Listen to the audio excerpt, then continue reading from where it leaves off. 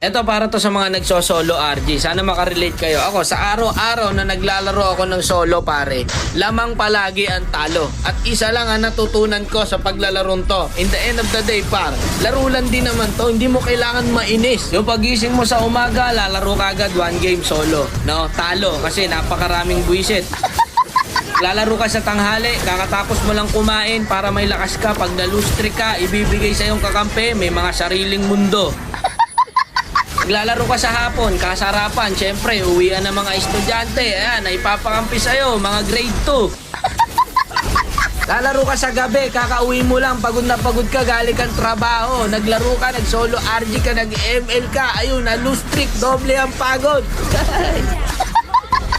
Kung inaakala mong pampatanggal to ng stress, nako hindi ko, nagkakamali ka dyan kaibigan. Pagkagising mo kinabukasan, masakit na likod mo sa trabaho, masakit pa ulo mo no, sa mga schoolworks, dadagdag pa tong